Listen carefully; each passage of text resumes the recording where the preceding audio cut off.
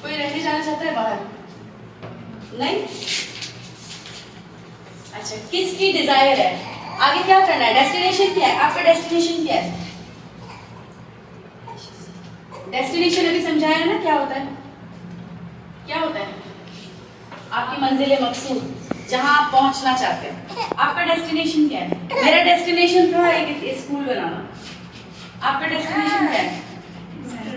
Doctor بننا. Destination وہ ہوتا ہے جس میں آپ کے گولز ہوتے ہیں، آپ کا ویژن ہوتا ہے.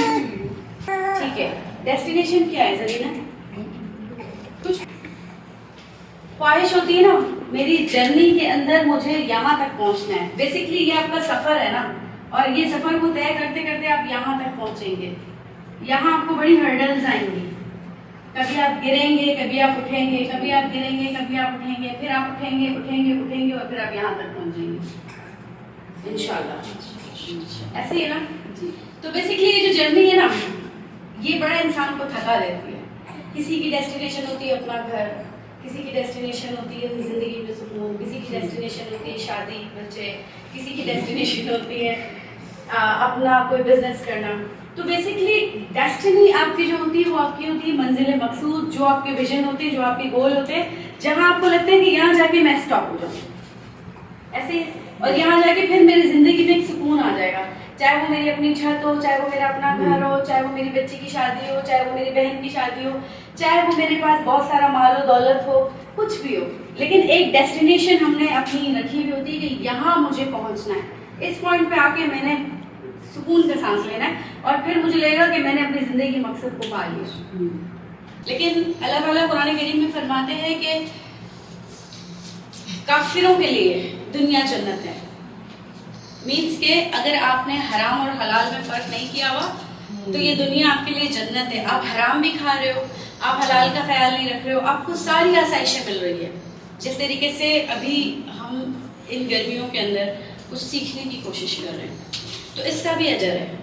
یہ مت سمجھیے گا کہ صرف ٹائم ویسٹنگ ہے، اس کا بھی اللہ کے نزدیک ایک اجر ہے کہ آپ لوگوں نے قرآن سے ریلیٹڈ، اسلام سے ریلیٹڈ، زندگی سے ریلیٹڈ کوئی صحیح چیز سیکھی. اچھا، اللہ تعالیٰ قرآن کریم میں فرماتے ہیں کہ حلال اور حرام میں فرق آپ کو کرنا ہے.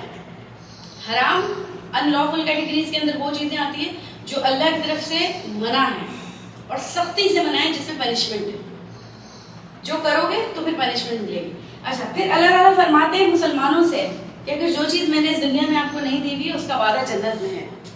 وہ بہترین طریقے سے ادا کرنے والا ہے، اور اللہ کا وعدہ ہے کہ جو چیز اس دنیا میں آپ کو نہیں مل رہی وہ آپ کو جنت میں بہترین فارم میں ملے گی. مطلب کہ جو چیز آپ سے اس دنیا میں لے لی گئی یا آپ کی خواہش نہیں پوری ہو رہی تو اللہ تعالیٰ فرماتے ہیں کہ آپ کی دعائیں رد نہیں ہوتی. وہ دعائیں آپ کی روز محشر میں آپ کے سامنے آ کے کھڑی ہو جاتی ہیں، اور پھر وہ اللہ تعالیٰ سے کہتی ہے کہ اس انسان نے پوری زندگی اس چیز کے لیے بڑا انتظار کیا تو اللہ تعالیٰ اس کو بہترین سے نوازا جائے.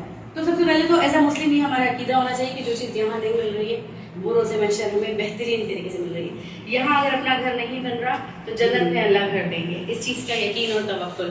یہاں اگر اولاد سے محروم ہے تو جنت میں اللہ آپ کو اولادوں سے نوازیں گے، اور نیک اور صالح اولاد سے.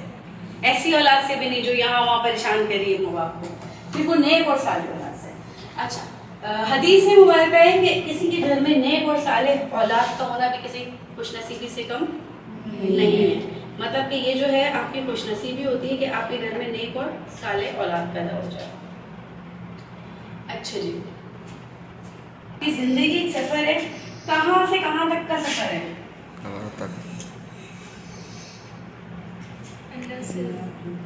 اللہ تک.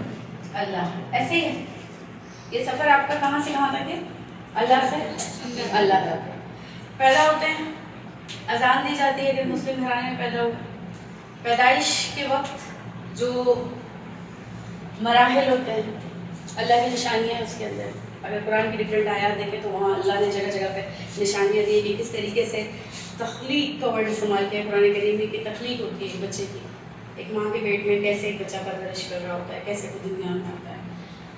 اللہ کی طرف سے آیا اور لوٹ کے کہاں جائے گا؟ اللہ کے پاس. اب بیسکلی یہ جو اللہ ٹو اللہ ہے یہ آپ کی جرنی آف لائف ہے، یہ آپ کی جرنی، یہ آپ کی زندگی ہے. جو اللہ سے اسٹارٹ ہو رہی ہے اور اللہ پہ جا کے اینڈ ہو رہی ہے.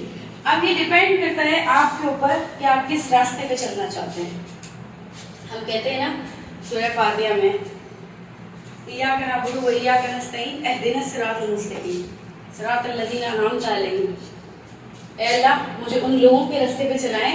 بیسیکلی اگر ہم بات کرتے ہیں تو ہم خود دعا کرتے ہیں کہ یا اللہ مجھے سیدھے راستے پر چلاؤ, یا اللہ مجھے سیدھا راستہ دکھائیں.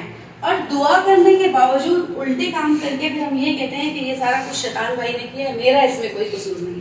Hands up, I did not done any thing. جو ہوا وہ شیطان کی وجہ سے ہوا, اس میں قصوروار شیطان ہے.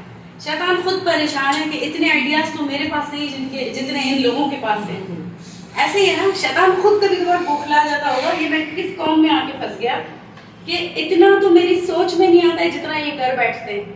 اس کے بعد یہ کہتے ہیں کہ اے اللہ میں سیدھے راستے پر چلا, اور پھر خود ہی دعا مانگتے ہیں, پھر خود ہی اپنی جرنی خراب کر رہے ہوتے ہیں, اور پھر خود ہی شیطان کو بلیم کر دیتے ہیں.